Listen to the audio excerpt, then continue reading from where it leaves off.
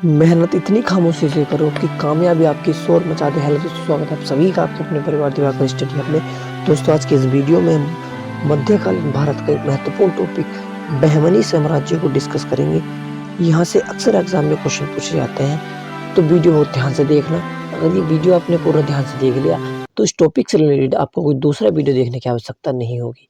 इसमें हमने बहुत ही बारीकी से निष्कर्ष निकाल करके टॉपिक को कवर कर रहे हैं। तो वीडियो की शुरुआत करते हैं। बहमनी साम्राज्य की अगर बात की जाए तो यह 1347 से 1518 ईस्वी तक इसका शासनकाल रहा है। अलाउद्दीन हसन बहमन शाह, जिसका उपनाम हसन गंगू था, उसने 1347 ईस्वी से 1358 ईस्वी तक शासनकाल किया। यह अलाउद्दीन हसन बहमन शाह मध्य युग के दक्षिण भारत के स्थापित बहमनी सत्ता के संस्थापक और एक कर्तव्यपरायण शासक प्रशासक थे। उन्हें अलाउद्दीन हसन गंगू बहमनी, अमीर जफर खान, अबुल मुजफ्फर अलाउद्दीन बहमनी शाह के नाम से भी जाना जाता था। यानी बहमनी साम्राज्य की बात की जाए तो यह भारत के दक्षिणी भाग में स्थित था। चलिए आगे बढ़ते हैं। बात की जाए इसके अगले शासक के बारे में, यानी हम महत्वपूर्ण शासक जो थे उनको डिस्कस कर रहे हैं और जितने क्वेश्चन पूछे जा सकते हैं उनको कवर कर रहे हैं। बात की जाए अगले शासक महमूद शाह प्रथम के बारे में, तो यह महमूद प्रथम शाह ने संपूर्ण बहमनी साम्राज्य को 4 प्रांतों में विभक्त किया था। पहला प्रांत इसने दौलताबाद रखा, दूसरा बरार, तीसरा बीदर और चौथा गुलबर्गा रखा। महमूद प्रथम के काल में जो बारूद हुआ करता था उसका प्रयोग पहली बार देखने को मिला, जिसने रक्षा संगठन के एक नई क्रांति पैदा कर दी और सेना नायक को अमीर उल उमरा कहा करते थे। चलिए आगे बढ़ते हैं। और इसके शासनकाल में कुशल सैन्य संगठन हुआ। और इस साल की जो मुख्य घटना के बारे में बात की जाए तो जो विजयनगर और जो वारंगल की जो युद्ध था वह इसमें प्रसिद्ध है। चलिए आगे बढ़ते हैं। बात की जाए अगले शासक ताजुद्दीन के बारे में, तो ताजुद्दीन महमूद जो था बहमनी वंश का सर्वाधिक विद्वान शासक हुआ। इसने विदेशों से अनेक प्रसिद्ध विद्वानों को दक्षिण में आकर बसने के लिए प्रेरित किया। इसने महमूदाबाद जो भीमा नदी के किनारे एक नगर की स्थापना भी की। चलिए आगे बढ़ते हैं।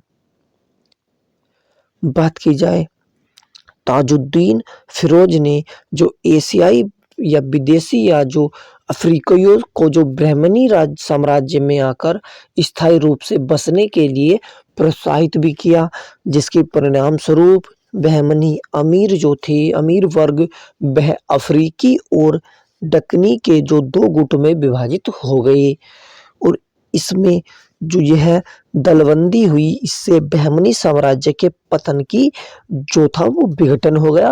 और जो मुख्य कारण था वह ये 2 गुट थी, यानी अफ्रीकी और दक्कनी जो 2 गुट थे, इसी के मेन कारण से बहमनी साम्राज्य का पतन होना शुरू हो गया। चलिए आगे बढ़ते हैं। बात की जाए शहाबुद्दीन अहमद प्रथम के बारे में, तो इसने राजधानी को गुलबर्गा के स्थान पर बीदर स्थानांतरित किया। नवीन राजधानी का नाम इसने मोहम्मदाबाद रखा। इसे इतिहास में अहमद शाह वली या संत के नाम से भी जानते हैं। चलिए आगे बढ़ते हैं। इसके शासनकाल में इस जो दलगत राजनीति थी, दक्कनी और अफ्रीकी ने जो सांप्रदायिक रूप ले लिया, क्योंकि सुल्तान ने ईरान से शिया संतों को भी आमंत्रित किया। चलिए आगे बढ़ते हैं। बात की जाए नेक्स्ट शासक है महमूद गंबा। इसने अफ्रीकी ईरानी का मूल था, यानी जो महमूद गंबा था तो यह अफ्रीकी का मूल निवासी था। आरंभ में यह एक व्यापारी था। बहमन सुल्तानों ने हुमायूं के पुत्र जो निजामुद्दीन अहमद था उसके बयक्स होने पर उसके जो संरक्षण के लिए प्रशासनिक परिषद का निर्माण किया। उसमें जो मेन सदस्य था वह ये महमूद गनवा था। चलिए आगे बढ़ते हैं और बात की जाए महमूद बहमनी साहित्य जो था वह 9 वर्ष की अवस्था में सिंहासन पर बैठा। और अगर बात की जाए यहाँ से एक दो क्वेश्चन पूछ लिया जाता है। और इस वंश के अंतिम सुल्तान के बारे में बात की जाए तो जो कलीमुल्ला शाह था वह इसका अंतिम शासक था।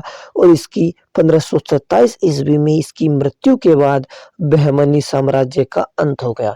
तो उम्मीद है वीडियो आपको पसंद आया होगा। अगर वीडियो आपको पसंद आया तो वीडियो को लाइक करें, चैनल पर नहीं हो तो सब्सक्राइब करें और अपने यार दोस्तों इसको शेयर करें और अपनी पढ़ाई तब तक जारी रखें जब तक आप सफल हो जाए। धन्यवाद।